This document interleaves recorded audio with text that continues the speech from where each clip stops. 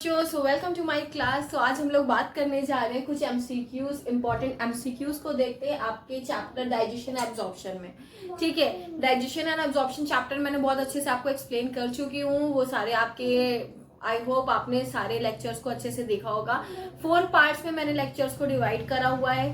तो कुछ half an hour का है, कुछ 20 मिनट्स का है। तो अगर आपने नहीं देखा है तो उसको सीरियल ऑर्डर में जरूर देख लेना। एनसीईआरटी का सारा पोर्शन मैंने कवर करा है, कुछ भी लेफ्ट नहीं करा है। ठीक है, तो आप उसको देख लेना, तो आपको सारी चीजें अच्छे से क्लियर हो जाएंगी। चलिए अब देखते हैं, ये जो जितने भी एमसीक्यूज हैं ये नीट में आ चुके हैं, बहुत इंपॉर्टेंट एमसीक्यूज हैं और ये सारी चीजें मैं एक्सप्लेन कर चुकी हूँ ऑलरेडी। ठीक है, तो चलिए अब आप लोग टेस्ट करिए। अगर आप लोगों ने मेरे लेक्चर देखे हैं या आपने वो चैप्टर को पढ़ा है तो आप लोग इसमें से क्वेश्चंस खुद ही सॉल्व कर लोगे मेरे बोलने से पहले। ठीक है, तो पहला क्वेश्चन आपका कहता है parietal cell of mucosa in stomach secretes. अब बच्चों देखो, स्टमक की बात हो रही है, ये ध्यान देना। पेराइटल सेल ऑफ म्यूकोसा, ये जो लेयर बताई थी ना आपको, 4 लेयर म्यूकोसा लेयर होती है, सब म्यूकोसा म्यूकोसा याद आ रहा होगा। ठीक है, तो देखो parietal cell of mucosa in stomach secrete, क्या सिक्रीट करता है? म्यूसिन, पेप्सिन, HCl या ऑल ऑफ द अबव। तो देखो इसका आंसर क्या होगा, पहले अब आप लोग बताओ जल्दी से। चलो इसका आंसर देखते हैं। इसका आंसर होता है, स्टमक की बात की जा रही तो स्टमक, मैंने आपको कई बार बताया कि अगर हम लोग बात करते हैं स्टमक की तो स्टमक में क्या सिक्रीट होता है? HCl। ओके, तो इसका आंसर क्या होगा आपका? Simple HCl। ठीक है, अब चलो दूसरा देखते हैं। Enamel of teeth is secreted bye, enamel of teeth is secreted bye, ये भी आपका एनसीईआरटी का ही क्वेश्चन है। ठीक है, एनसीईआरटी से ही पूरी लाइन गिवन है। एमिलोब्लास्ट, ऑस्टियोब्लास्ट, ओडेंटोब्लास्ट या ऑस्टियोक्लास्ट। तो बच्चों बताओ इसमें क्या होगा? देखो इसका करेक्ट आंसर क्या है? एमिलोब्लास्ट इज द करेक्ट आंसर। यहाँ पे क्या था? HCl था। ठीक है, अब देखो तीसरा क्या? Dental formula. आपका जब आप एनसीईआरटी पढ़ोगे इस चैप्टर को तो आपके फर्स्ट पेज में आपका गिवन है डेंटल फॉर्मूला। ठीक है, तो डेंटल फॉर्मूला कौन सा होता है इसका? 2122 होगा कि 2102 अपॉन 2102 या 2123 होगा या 2023 होगा? तो बच्चों ये बताओ इसका क्या होगा answer correct? So the correct answer is second number 2123 upon 2123। अगर नहीं याद है तो इसको रट लेना, यही होता है डेंटल फॉर्मूला। ठीक है, चलिए नेक्स्ट देखते हैं। यस, सो नेक्स्ट क्वेश्चन क्या कह रहा है? Succus entericus is referred to as, यहाँ पे एंट्रिकस की बात करी जा रही है। तो सक्कस एंट्रिकस, एंट्रिकस कहाँ पे होता है आपका? ये मैंने बताया था आपको। अब देखो ऑप्शन क्या कह रहा है? पैनक्रियाटिक जूस होता है, गैस्ट्रिक जूसेस होते हैं, इंटेस्टाइनल जूसेस होते हैं या काइम होता है? तो देखो बच्चों ना ये होगा, ये तो स्टमक का हो गया। ठीक है, पैनक्रियास का भी नहीं होगा। ये होता है एंट्रिकस, जो होता है वर्ड जो होता है ये रिलेटेड टू इंटेस्टाइन होता है, यानी कि इंटेस्टाइनल जूसेस होते हैं। तो करेक्ट ऑप्शन आपका क्या है? अब देखो ये तो समझ में आ गया था। अब ये काइम क्या है? काइम भी मैंने आपको बताया था ना कि अगर हम लोग जो भी फूड खाते हैं, यानी कि जो भी सॉलिड पार्टिकल्स को ईट करते हैं, यानी कि कोई भी आपने खाया फूड, ठीक है, तो जब वो मुंह के अंदर, आपके माउथ के अंदर जो सलाइवा होता है, सलाइवा यानी कि जो म्यूकस के साथ मिक्स होके बनता है, उसको हम लोग क्या बोलते हैं? उसको हम लोग बोलते हैं बोलस। ठीक है, यही बोलस जब आपका मिल जाता है, बोलस प्लस HCl आपके स्टमक में मूव कर जाता है, तो उसको हम लोग वर्ड नाम क्या देते हैं? काइम बोलते हैं। ठीक है, यानी कि मुंह के अंदर आप क्या बोलोगे? माउथ के अंदर आप बोलस, और जैसे कि आपके पेट के अंदर यानी कि स्टमक के अंदर जाएगा, HCl से मिल जाएगा, तो उसको बोलेंगे काइम। ठीक है, चलो ये बात हो गई आपके फोर्थ क्वेश्चन की। Fifth question, sphincter of Oddi is present at, ये बहुत अच्छे से मैंने एक्सप्लेन करा था, जिसमें मैंने आपको लिवर का डायग्राम बताया था, लिवर का पूरा, लिवर का सारी चीजें बताई थी। यहाँ पे लेफ्ट लोब और राइट लोब के बारे में बताया था। दोनों लोब से जो भी आपका निकलता है वो क्या होता है? कॉमन डक्ट निकलती है। हिपैटिक डक्ट जो होती है, कॉमन हिपैटिक डक्ट, क्योंकि लेफ्ट लोब की डक्ट होती है और राइट लोब की डक्ट होती है, तो उसको हम लोग कॉमन हिपैटिक डक्ट बोलते हैं। ठीक है, फिर ये आपका लिवर हो गया। यहाँ पे आपका एक साइड पे वो होता है आपका,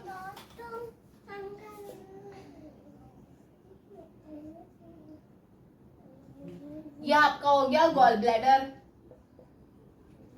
ठीक है, गॉल ब्लैडर से जो डक्ट निकलेगी वो यहाँ पे क्या होगा, सिस्टिक डक्ट बोला जाएगा इसको। ठीक, फिर उसके बाद आपका यहाँ पे आ जाएगा पैनक्रियास। जो पैनक्रियास और इसके बीच में जो डक्ट होगी यहाँ पे होगी, इसको हम लोग बोलेंगे हिपैटो पैनक्रियाटिक डक्ट।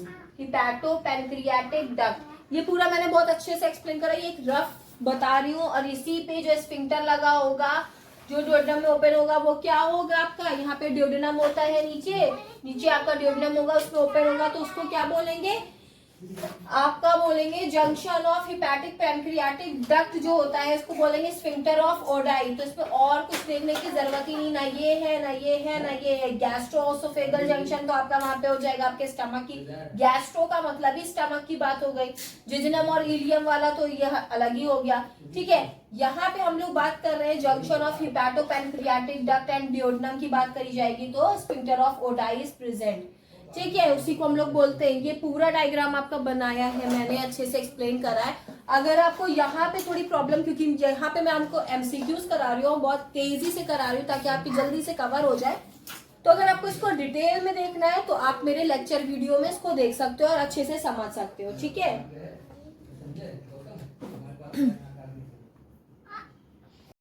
सो बच्चों अब नेक्स्ट क्वेश्चन क्या कहता है, आइडेंटिफाई द करेक्ट स्टेटमेंट। इसमें आपको करेक्ट स्टेटमेंट बताना है कि कौन सा स्टेटमेंट करेक्ट है। देखिए, vermiform appendix arises from duodenum, दूसरा है ileum opens into small intestine, तीसरा है serosa is the innermost layer of alimentary canal, fourth आपका ऑप्शन कह रहा है ileum is highly coiled part. अब बच्चों इसमें से बताओ, आपको सारी चीजें पता है, सारी चीजें पढ़ चुके हो, कौन सा होगा इसका करेक्ट आंसर। तो देखो, सबसे पहली बात करी जाए, vermiform appendix arises from duodenum. तो जो वर्मीफॉर्म अपेंडिक्स होता है ये एक वेस्टिजियल ऑर्गन होता है। ठीक है, ये एक आपका एक वेस्टिजियल ऑर्गन होता है। ये वेस्टिजियल ऑर्गन जो होता है कहाँ से होता है, ये वेस्टिजियल ऑर्गन आपका एसोसिएटेड होता है आपका जो लार्ज इंटेस्टाइन होता है, लार्ज इंटेस्टाइन का पार्ट होता है पहला सीकम। ठीक है, तो ये सीकम से एसोसिएटेड होता है, ये याद रखना। ठीक है, ये वेस्टिजियल ऑर्गन होता है, यानी कि सीकम से एसोसिएटेड होगा, तो यहाँ पे ड्यूडेनम की तो बात होगी ही नहीं। तो ये ऑप्शन क्या होगा आपका, इनकरेक्ट हो गया। अब देखो, ileum opens into small intestine, ileum open होता है स्मॉल इंटेस्टाइन में। इलियम क्या है आपका, स्मॉल इंटेस्टाइन का सबसे पहला पार्ट क्या होता है आपका, ड्यूडेनम, जिजिनम और इलियम। ठीक है, तो इलियम स्मॉल इंटेस्टाइन में कैसे, तो खुद ही इसका पार्ट है ना, और ये सबका लास्ट पार्ट है, और सबसे क्या होता है, हाईली कॉइल्ड होता है। ये ऑप्शन भी गलत हो जाएगा। तीसरा देखो, सिलोसा is the innermost layer of the alimentary canal. अगर हम लोग एलिमेंट्री कैनाल की बात करें बच्चों, तो देखो ये मैंने आपको बताया था ना कि सबसे अंदर या आप कह लो सबसे आउटर क्या होता है, सबसे आउटर, यहाँ पे क्या दिया है, इनर मोस्ट। ठीक है, तो यहाँ पे सिरोसा होता है सबसे पहले, यानी कि आउटर मोस्ट जो होता है सिरोसा होता है। फिर उसके बाद आपका होता है मस्कुलैरिस, फिर उसके बाद होता है सब म्यूकोसा, अंदर होता है आपका ये म्यूकोसा, और ये क्या है आपका ल्यूमेन। ठीक है, यानी कि सिरोसा, फिर मस्कुलैरिस, सब म्यूकोसा और म्यूकोसा, ये आपकी होती है 4 लेयर। तो सिरोसा इनर मोस्ट नहीं, सबसे आउटर मोस्ट लेयर होगी, तो यानी कि ये ऑप्शन भी करेक्ट रॉन्ग है। ठीक है, ileum is highly coiled part, हाँ ये भी मैंने आपको बताया था कि इलियम क्या होता है, हाईली कॉइल्ड होता है। स्मॉल इंटेस्टाइन का क्या होता है, लास्ट पार्ट होता है। तो आई होप ये आपको समझ में आ गया होगा। ठीक है, नेक्स्ट क्वेश्चन की तरफ मूव करते हैं। The enzyme enterokinase helps in, ये बहुत बार मैं बता चुकी हूँ, एंटेरोकाइनेज किसकी हेल्प क्या करता है, क्या हेल्प करता है किसकी, पेप्सिनोजिन को पेप्सिनोजेन से पेप्सिन के कन्वर्जन में, या प्रोटीन से पॉलीपेप्टाइड्स, या ट्रिप्सिनोजेन से ट्रिप्सिन के कन्वर्जन में, या कैसिनोजेन से कैसीन। ठीक है, तो देखो ये ऑप्शन गलत, ये ऑप्शन गलत, यहाँ पे होता है HCl रोल प्ले करता है। सेकेंड ऑप्शन प्रोटीन का आपका पॉलीपेप्टाइड से नहीं, ट्रिप्सिनोजेन इनटू ट्रिप्सिन। तो बच्चों एंटेरोकाइनेज जो होगा आपका ये हेल्प करेगा आपका क्या कन्वर्जन में, ट्रिप्सिनोजेन से ट्रिप्सिन में कन्वर्जन में हेल्प करेगा। आई होप ये इतना क्लियर हो गया होगा। हम नेक्स्ट देखते हैं।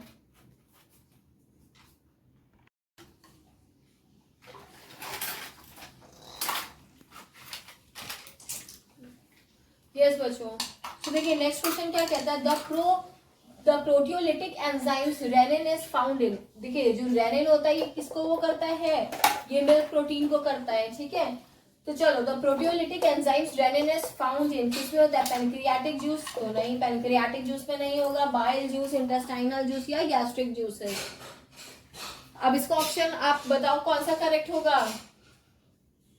एक तो मैंने हटा ही दिया है, ठीक है, बाकी बताओ। चलो दूसरा भी हटा देती हूँ, इंटेस्टाइनल नहीं होगा। अब बाइल होगा कि गैस्ट्रिक होगा, तो ऑब्वियसली बाइल तो नहीं होगा, यानी कि gastric is the correct option, ठीक है। अब देखो नेक्स्ट क्वेश्चन क्या कहता है, intrinsic factor that helps in the absorption of vitamin B12 is secreted bye. Intrinsic factor जो सिक्रीट करता है B12। अब देखो इसमें क्या होता है, जो गैस्ट्रिक जूसेस होते हैं, ये मैंने बताया था आपको 3 तरह के होते हैं, ठीक है। पहला आपका कौन सा होता है, चीफ सेल। दूसरा आपका कौन सा होता है, पेराइटल, पेराइटल सेल्स बोलते हैं, या ऑक्जेंटिक। तीसरा आपका क्या होता है, म्यूकस नेक सेल।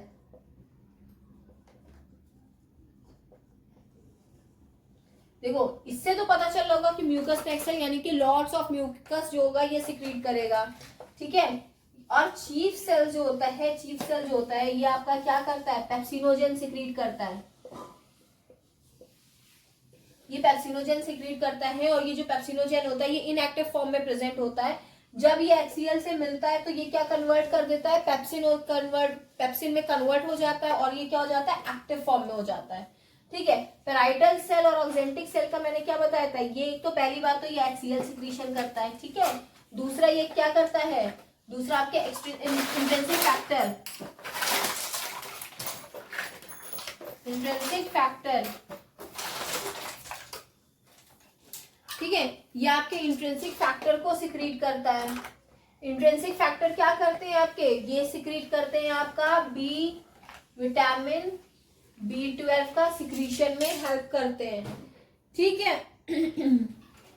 तो अब बताओ यहाँ पे क्या होगा करेक्ट आंसर। हम लोग ने पूछा intrinsic factor that helps in the absorption of B12 is secreted by chief cell होगा, चीफ सेल तो पेप्सिनोजेन करते हैं, तो ये तो नहीं होगा। गॉबलेट सेल्स की बात ही नहीं हो रही है, ठीक है। यहाँ पे हिपैटिक सेल्स, यानी कि हिपैटिक सेल्स वो होती हैं जो लिवर्स की सेल्स होती है, उनको हम लोग हिपैटिक, मैंने बताया था hepatic word is use for liver, ठीक है। अगर हम लोग बात करते हैं, देखो हिपैटिक लिवर के लिए यूज करेंगे, और अगर हम लोग बात करते हैं किडनी के लिए तो यहाँ वहां पे रीनल यूज करते हैं, ठीक है।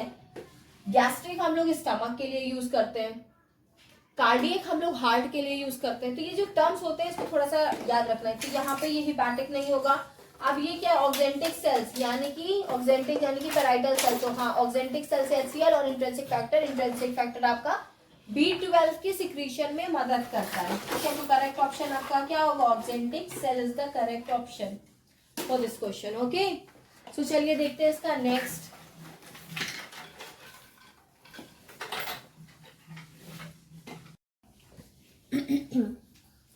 देखिए नेक्स्ट क्वेश्चन क्या कह रहा है, which of the following gastric cells indirectly help in erythropoiesis. Okay, erythropoiesis में कौन सी गैस्ट्रिक सेल्स हैं जो हेल्प करती हैं। पहला ऑप्शन है चीफ सेल्स, दूसरा है म्यूकस सेल्स, तीसरा है गॉबलेट सेल्स, चौथा है आपका पेराइटल सेल। देखो अभी प्रीवियस जो क्वेश्चन था उसमें मैंने आपको क्या समझाया था, ये है आपका है पेराइटल सेल्स, ठीक है।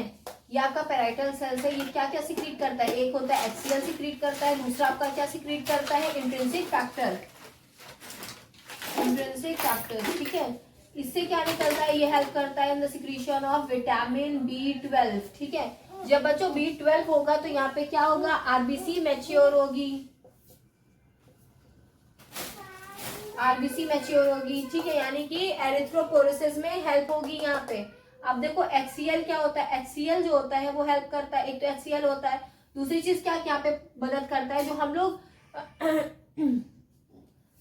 लोग लेते हैं आयरन लेते हैं, यानी कि जो आयरन हम लोग डाइट में लेते हैं Fe वो +3 के फॉर्म में होता है, उसका कन्वर्जन होता है Fe+2 के फॉर्म में, यानी कि जब इस फॉर्म में हो जाता है, ठीक है, तो यहाँ पे क्या होता है, ये हेल्प करता है HCl, यानी कि HCl का रोल क्या होता है, कन्वर्जन ऑफ ये, फिर उसके बाद क्या होता है, फिर ये हीम, हीम में कन्वर्जन हो जाता है।